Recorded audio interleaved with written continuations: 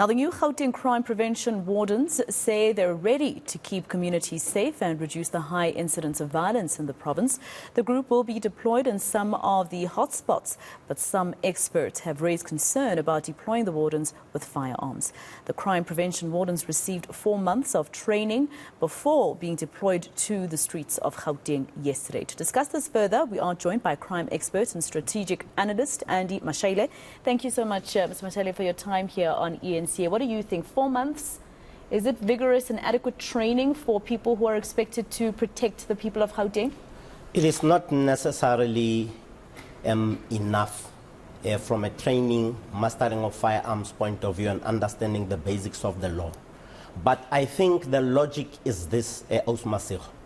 When you flood the streets of Gauteng province with 3,000 police officers, or the crime wardens, you displace crime, you instill fear in the minds of criminals. It's not about crime falling, it's about criminals falling, obviously psychologically. I am definitely sure, knowing the Premier of Gauteng, that there is going to be some refresher training, particularly from the basic and understanding of the law. You don't want to have a situation where the state or the Gauteng province gets sued for mistakes in the arrest, in the execution of arrest, wrongful deaths, culpable homicides, that kind of stuff. This is not what one is seeing in the future. Based on what I have seen, when you deploy drones for a new unit, it means you have thought very carefully and very clearly about what you want to do. I would go to an extent of supporting this unit simply from the reason that it's a force multiplier, Mashaile. We are understaffed, we meaning South African police services and the people of Gauteng. Yeah. And you need a force multiplier, not in the form of your security companies, which have added great value. When you have a unit, the wardens, you now have a responsibility where government takes accountability.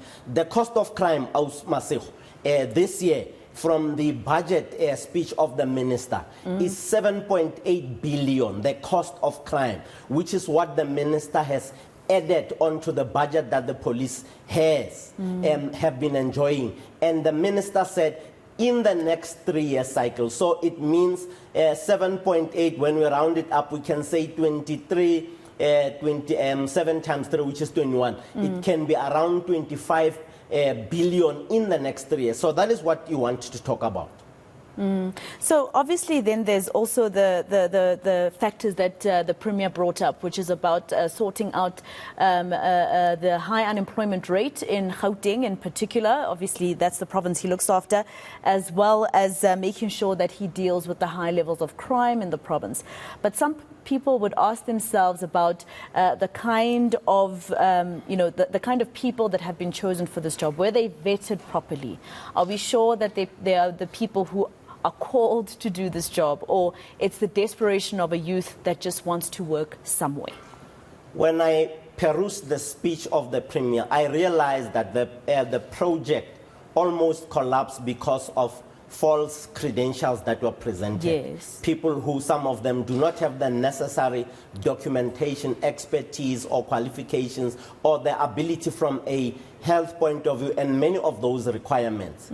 Having had heard that 6,000 were going to be deployed, the 3,000 that were deployed on our streets yesterday on the 1st of May, 3,000, it means proper vetting and proper rooting out of rogue elements who might have gone into the uniform to commit crime. And we have seen this happening in the SAPS. Yeah. We saw some few months ago where out of the many thousands that had gone to training, around 700 and something, I'm not sure of the figures here, a certain number of people who were at the college were not in the application stream, suggesting that there were people in the organization, that is SAPS, who might have taken some money, who might have done a favor and that kind of stuff. So you need to continuously root out, you need to continuously analyze your processes so that when you deploy them at the hot spots, for them to be stabilized and normalized, you have the people with the right mindset. Yeah.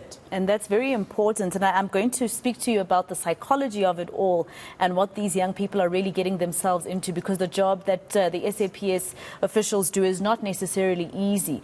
But, you know, I'm sure you've seen on our program throughout the course of the day, even yesterday, we've been speaking about leadership and whether or not we have a leadership crisis in South Africa. So I hear you saying that you support Premier Bangaza Lesufi with this effort at least. So you think so far he's taking his leadership role seriously? I think he does. Strategic thinking says you look at the problem and you don't complain about what you don't have in the past. You look at where you are now, crime having gone up, given the last crime stats that were released by the Minister of Police, and you say, what is it that is needed in my own space? Your own space in this particular context is the Gauteng province. At the end of the day, you realize that you need to throw in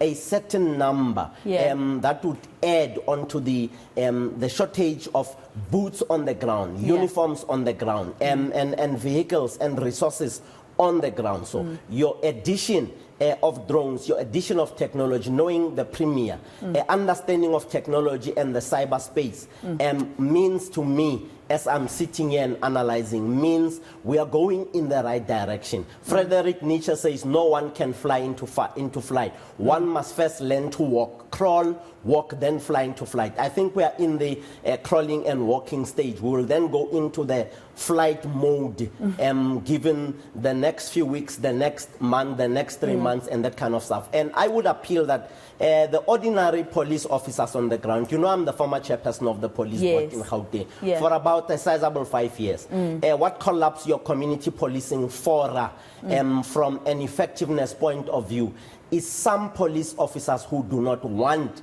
a lack of support. to engage, to engage with the CPFs. And those CPFs would then send messages to the police officer who's leading them, and some of them would not even respond. Support it, Thank you so much for speaking to us. I've run out of time, but of course I can imagine how important the psychology of it all is for these 3,000 to 4,000 recruits, especially looking at the fact that we already have a psychological problem when it comes to people who are in the SAPS saying that they are not getting any support when it comes to psychosocial issues.